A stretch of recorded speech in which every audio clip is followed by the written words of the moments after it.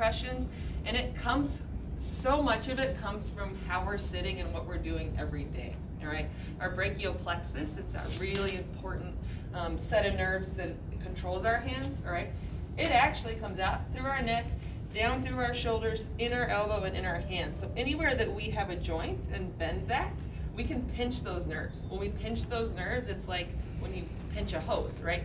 Kind of spits out the end. That's that pain, numbness, tingling. So just by your posture and your position alone, you can relieve some of the pain. And if it doesn't hurt you now, talk to me in like 40 years if you're doing this, you know what I mean? Then you're gonna end up one of our consults, okay?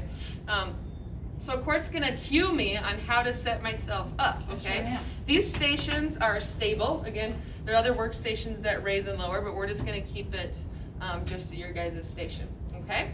And you guys can kind of follow along. It's just a nice little pretty picture here, okay? So first things first, for somebody like Jen, she has a very, very, very long torso and shorter legs, okay? Whereas I'm the complete opposite, and my legs are a lot longer and my torso is a lot shorter. So somebody like Jen, she's actually going to drop her chair quite a bit, whereas I'm going to raise my chair quite a bit. Because Jen would like her, basically her hips, knees, and ankles all to be at 90 degrees. So right now she's like a little bit high just because her feet aren't necessarily totally flat on the floor. So I probably have her drop a little bit just to have her feet go flat on the floor. Perfect. Well, careful. Well, you're my torso. Okay, so this is a great spot. And again, it's just like an easy thing to remember, you know, 90 degrees at the hips, 90 degrees at your knee, and 90 degrees at that ankle of kind of like that dorsiflexion angle there down the foot. And again, we want your feet flat. We don't ever really want you crossing. Obviously, this is like a comfortable position for a lot of people, but that's really putting a lot of stress on your hips and the inner and outer parts of your knee, which isn't going to be good long term. Obviously, you can do that for like a minute or two, but like try not to sit prolonged periods like this. Because again, you're like dropping your hips, you're moving your back. It's not really a good alignment.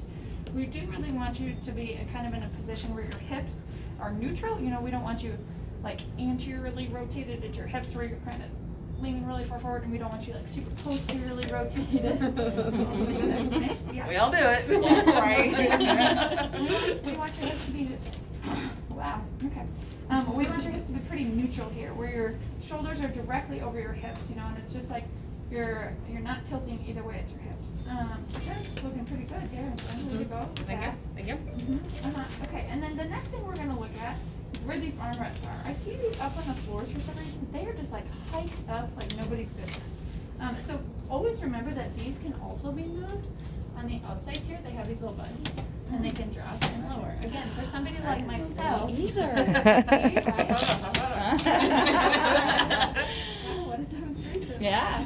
Okay, so again, somebody like myself, I have very long arms. I can drop those pretty low to where, again, you want your shoulders neutral. We don't want any of this curling here.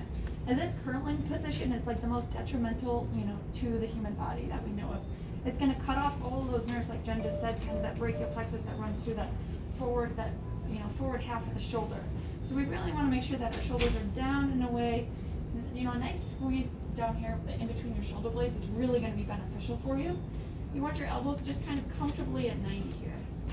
Can you do that, Jen? Well, you know, I screwed off and now it's not working. All right, we're good. That's perfect. So that looks pretty good for Jen, and I'll go ahead and have her kind of scoot up towards her computer here. Great. And so the computer's up on the floors too. I don't know how much these ones move. I know that this kind of moves this way. These ones go up and down. Ooh. Okay. So in a perfect world, something like this is, again, because Jen is... that's just at the size it goes. Yeah, okay, neato game.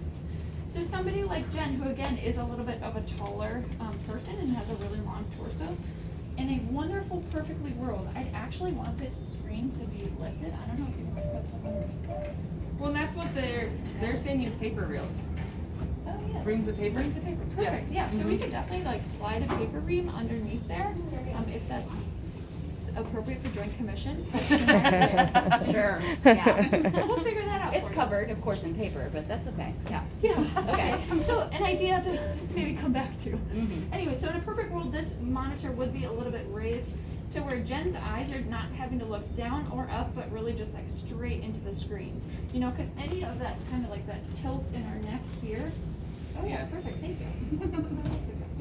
But for our case right here, since we'll not put paper underneath, we're just going to kind of tilt our screen up a little bit for Jen, so that, again, her eyes are just looking straight into the screen.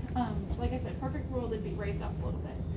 But again, we want to make sure our necks too, especially in the world that we live in now with like texting and reading and everything is here. We really, really pull on this like nice long ligament on the back of our necks, and we don't want to stretch that puppy out, right? So a lot of times during the days, you know, just kind of like check yourself, or because I sit here like this all day long, you know, and I'm like, okay, let's retract here a little bit and just kind of reset the neck and just kind of like pull it back. You know, so often, like I said, we're sitting there on our phones just like this, you know, and just like retract that neck a little bit, kind of get that neck in a nice neutral position. What else? Oh, okay, getting down to the wrists now, okay? So I know a lot of the times computers will have like those little pads right in front of them, and you're like super tempted to like put your wrists on there. But any sort of pressure that's going to be running across your carpal tunnel here is just going to cause more pressure and potentially more, you know, like neuropathies out in your hands from squeezing on that carpal tunnel and squeezing on that median nerve there. So really we want those wrists just kind of in a very neutral position. Let's see, I actually like these to be down flat. So do you guys know on the backs of keyboards, there's these two little flips here, to where you can kind of flip them up like that, or you can have them flipped down like that. And that actually makes it nice and flat there, which is actually a better position for you to be in versus being stuck up like that where you're going to have more extension at your wrist. Because essentially if you're too high, you're going to be sitting like this, right? All right. If you're too low, you're going to be sitting like this. Okay, so we need you guys, and the chair is key just because, again, I'm so used to dropping chairs just because I'm so long, you know, like know your adjustments, know what's going to fit for you. So when you come up to a workstation, you know how to set it up for you, you know. So mine's always, this is my habit. I come in, I drop it, and then I go just because I'm so long.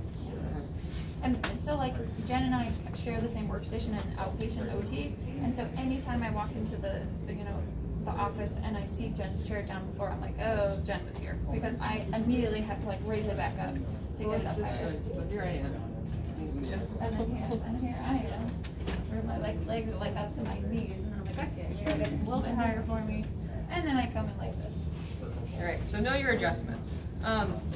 We brought you guys just some fun exercises to do. Oh, yeah. Really, everybody in the whole freaking world needs to do these exercises, okay? If we could have everybody in the world do these, we would cut out half our population, or half of our outpatient population, just because we do nothing but forward. We text forward, we type forward, everything's forward. So we really got to work on stretching the front, strengthening the back, okay? I did start with just some forearm stretches, okay? Just because anytime you're sitting for more than 30 minutes, which maybe once out of every 20 shifts, you might sit for more than 30 minutes, okay? So you need to kind of set a timer and be like, well, I've been sitting for a long time. All right, so let's just do one of each of these, all right? Everybody take your right arm out, stretch forward, pull back on your fingers, drive your elbow straight. You're gonna get a big, big, big pull kind of down in this forearm area. You don't want to bounce stretches. You don't want to crank. It's just a low, slow pull, okay? It feels lovely if you haven't done it in a while. All right, let's go ahead and switch on the other side. Same thing. You might find that one side might be tighter than the other. That's kind of interesting. You're like, oh, I didn't know like that. All right? Then same thing, just coming down. This is going to get the back of your forearms. Again, driving that elbow straight. Pressure goes right on the back of the palm. Drive your elbow straight. There it is. You got funky elbows. It's fine, it's fine. All right, and then the other side. Okay. All right, so that's a great one, especially for all the stuff you guys are doing with your hands. All right, moving the next one we're giving you is a scapula squeeze. Okay, when you squeeze your scapula, turn around, picture like a pencil right here. All right, try to make your elbows touch behind your back. And the third thing, don't raise your shoulders when you do this either, all right? Keep them down and low. So scapula squeeze, all right? Everybody in the whole world needs this. If you guys don't have any time at all, the one time you get to sit and pee on that 12 hours, do them, okay? You do them on the toilet, all right? Next one that Cork talked about, take your chin, pull it back. Okay, again, we get so forward. It's like you want to give yourself a double chin, all right? The masks will cover all that. All right? But it is actually an exercise that we give for posture. We're real good at it. Yes, because I'm awful when I sit here like this. All right, last one that I love. You take your hands grab them, and I don't have great shoulder mobility, but you squeeze and go up. It's gonna just open up your chest like crazy. Okay, feels good, right? Some people get real fancy and pull it up. I can't. Yeah, this one feels So really this is good. again another point where you want to keep your shoulders kind of down and away from your fingers as much as possible. We don't want you kind of up like this and squeezing everything in your neck, right? You want your neck in a neutral position and then shoulders back and down, and then you can pull up that way.